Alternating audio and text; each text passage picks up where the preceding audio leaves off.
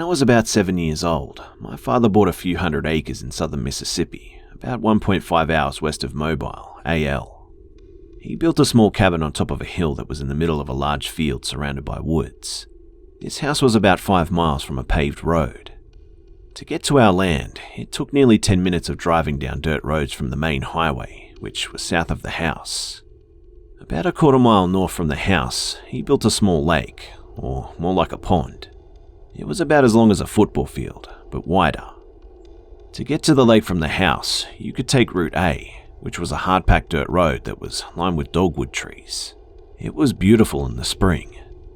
Route B was about 100 yards east of Dogwood Lane. We named it Vampire Trail because it was always so gloomy. The trees blocked out the sun on the brightest days, and it had a slight decline as you walked toward the lake. I say walked because this trail was not for vehicles. Thick woods filled the area outside, and between both trails. One morning, during the fall, my parents and my little sister had gone to get ice cream and do some shopping. This trip would take them at least an hour or two. I was 10 years old, so I decided to go fishing while listening to Barmer play Old Miss. The game was the usual Barmer win, so I thought I could ease the boredom of a blowout by fishing in the well-stocked lake. So I carried my pole, small radio, and my small ice chest. I had an Airedale Terrier named Bully that never left my side, and it was on this day that I realized how awesome he really was. Onto the lake we went. Picture a large oval, roughly the size of a football field but larger, with an L-shaped pier in the southeast corner. Vampire Lane opened up to a more severe decline to the shore and then the small pier. Across the lake on the west side, there was a narrow tree line that separated the shore from Dogwood Lane. The north side of the lake was the dam, and the south ended in thick and swampy woods. Fortunately for me, I realized later. About 5 minutes after I threw out my line, and 2 Barmer touchdowns later, I got that feeling. It's a feeling I've come to recognize well, and it may have saved my life this day. The feeling of being watched by something dangerous. Bully must have felt it too, because a few seconds later, I could hear him growling low and staring across the lake to the west, to the tree line that separated Dogwood Lane from the lake. I turned my head in that direction, and almost immediately, my eyes lit on what I thought to be a silhouette of a large man behind a tree. It was too far to make out the details, but close enough to be sure of what I was seeing. Almost 5 minutes went by, and right before I scolded myself for an overactive imagination, the half silhouette moved behind a tree, slowly. Bully stood and growled louder, and I told him quietly to stop, and I turned my head north towards the dam, while keeping my eyes and attention rooted to that tree. Over the next 10 minutes, which felt like hours, I watched while this figure moved slowly from tree to tree, always north and always facing me. The saying, "scared stiff," was something I found to be true. For some reason I thought it important that whoever or whatever it was did not know I was aware. I finally realized that the figure's path was bringing it closer to the dam, which would make its path to me shorter and easier. My paralysis broke and I casually put down the fishing pole and started walking towards Vampire Lane. Not turning to look over my shoulder during that walk was the hardest thing that I have ever done. In my mind's eye, whatever it was screaming across the dam towards me. When I hit that tree line, I broke into a run. As I was running, Bully dashed ahead of me, but my anger turned into admiration as he stopped some 20 yards ahead and faced north until I passed him. He continued this action the entire run home. My dog was watching my back, and it was epic. And although I can grasp the awesomeness of this now, at the time I was so scared that I was literally sick. Even at such a young age, I knew that a large man watching and trying to creep up on a 10-year-old boy was up to no good. When I reached the cabin, I immediately locked the door and got one of my dad's shotguns as well as his .38 revolver. I sat at the large front window, my eyes glued to both trail openings and the woods between them. My family returned shortly after, and for some reason, I didn't mention what happened, but I never felt safe there again. When me and my friends or my little sister wanted to go anywhere other than the area around the cabin, I made sure my parents were with us.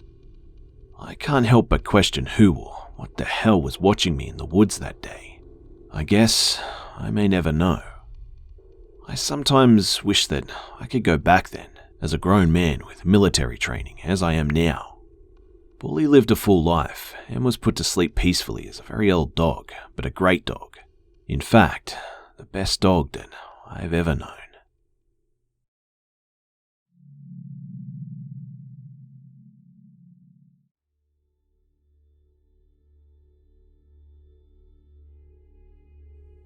Tensions were high around my apartment complex when I was around age 10. In a month's time, we had a man that committed suicide in a unit, a partial fire in a building leading to reconstruction, and a child that had been hit by a car who later survived. Even at a younger age, I remember distinctly having a strong grasp on the bizarre events that were taking place. It had to be around spring in 1997. My mother was single and raising my little sister, about 5 years old, and I. She managed a different complex and would pick us up from school and drop us off at our apartment while she returned to work for a couple of more hours. I have 3 older siblings who have all moved out that at the same point had to keep an eye on each other at a young age, so this wasn't really a new premise. There was no money for a sitter, the oldest just had to assume the role, which was me. For the most part, we were really quiet kids in our second and third story unit. We played with our toys, watched a little television, and sometimes played Sega or Nintendo.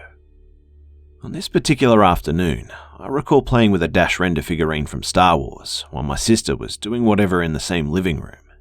Suddenly, the doorknob started violently shaking. My heart dropped, and I remember it being the first time that I'd ever felt such terror. I rushed to the phone and paged my mum, 911. And then dialed 911 to let the operator know that someone was breaking in. The operator reassured me that help was on the way. The door handle was still being messed with, and I was nervous to know if the deadbolt and the chain would be enough. A couple of loud bangs happened, as if someone were ramming the door with their shoulder, and then it all just stopped.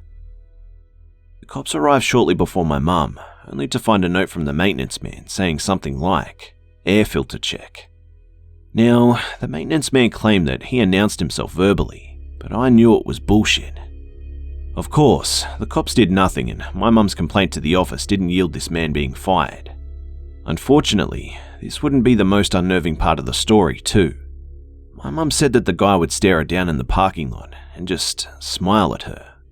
The whole situation creeped us out and we wanted to move, but we couldn't afford the expenses. One night, a couple of weeks later, I was awakened by a loud thud coming from the roof. Being so easily rattled from the previous event, I ran to my mum's room to wake her up. She checked around to make sure everything was in place and reassured me that it was probably a rodent or something. We went to school the next morning and were dropped off at home in the afternoon as usual. Mum usually did a quick sweep of the place, even before the attempted break-in, but this time, something seemed off. It was just a very uneasy feeling the apartment had when walking in.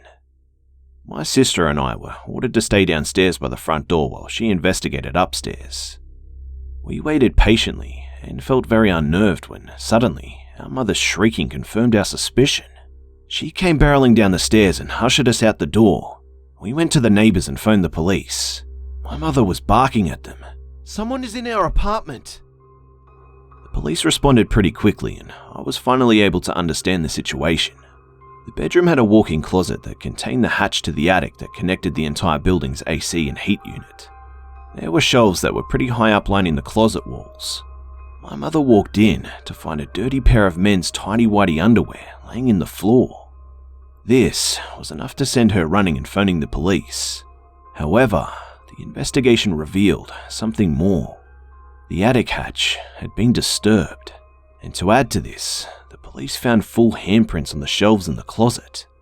The noises I heard the previous night were more than likely this man hoisting himself back up into the crawl space, using the shelves to climb on after visiting us. The man was taken into custody, but I don't recall what the sentencing was. I need to look into it. Coincidentally, my older brother is now a homicide detective for that area. We ended up moving into my grandmother's house shortly after that.